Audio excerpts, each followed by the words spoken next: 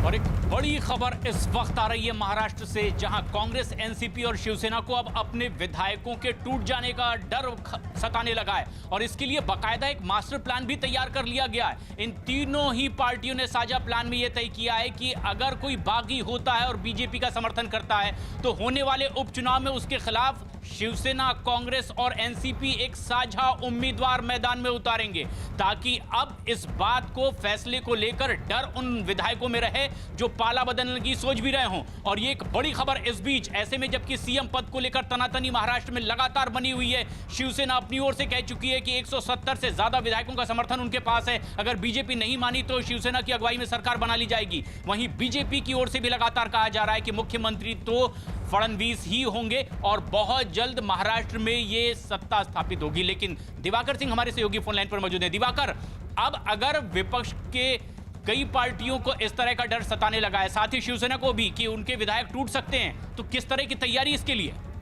देखिए, जाहिर तौर पर जिस तरह से सरकार का गठन अभी तक महाराष्ट्र में नहीं हो सका है, तो और कोशिश लगातार यही है, क्योंकि जो जनमत मिला है, जो जनादेश दिया गया है, वो युति को दिया गया था, लेकिन दोनों पार्टियां आपस में लड़ रही हैं और दोनों पार्टियों के आपस में लड़ने के सरकार का गठन नहीं हो सका है और दोनों ये अलग अलग रास्ते पे जा रही है। तो ऐसे में सभी पार्टियों को, खासकर शिवसेना ने कल खुद आरोप बीजेपी पर किया था कि विधायकों को डराया धमकाया जा रहा है गुंडों के द्वारा और साथ ही साथ ईडी और सीबीआई का इस्तेमाल किया जा रहा है उन्हें अपनी तरफ करने के लिए। बीजेपी पर सबसे बड़ा गंभीर आरोप शिवसेना, उसकी सहयोगी ने खुद लगाया था। और यही बात, क्योंकि लगातार ये सवाल उठ रहे थे कि आखिर कांग्रेस और एनसीपी की भाषा शिवसेना क्यों बोल रही है, और यही वजह है कि जिस तरह से एनसीपी को चुनाव में सफलता मिली, कांग्रेस को चुनाव में सफलता मिली। बिल्कुल, एक शरद पवार जो थे, उन्होंने अकेले मेहनत की और तमाम उनकी जो विधायक हैं उतना एक्सपेक्ट नहीं किया गया था जितने उनके विधायक चुन के आए। तो जाहिर सी बात है, और इस रस्ताकशी में अब भी लगातार अपने अपने दावे पर हर पार्टियां बनी हुई है। फिलहाल शुक्रिया दिवाकर।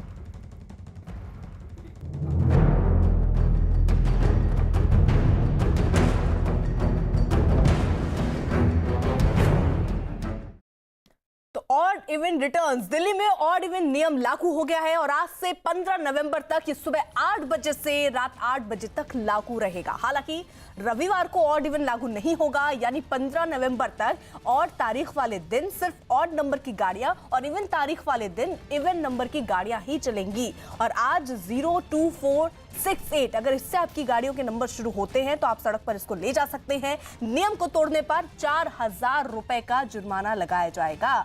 ऑड इवन नियम के दायरे से दोपहिया वाहनों को बाहर रखा गया है, लेकिन सीएनजी गाड़ियों को भी ऑड इवन के दायरे में रखा गया है। याद होगा पिछली बार इन्हें छूट दी गई थी। ऑड इवन में महिलाओं को हालांकि विशेष छूट दी गई है। ऑड इवन को सही तरीके से लागू करने के लिए ट्रैफिक पुलिस की 200 टीम दिल्ली में तैनात की गई है।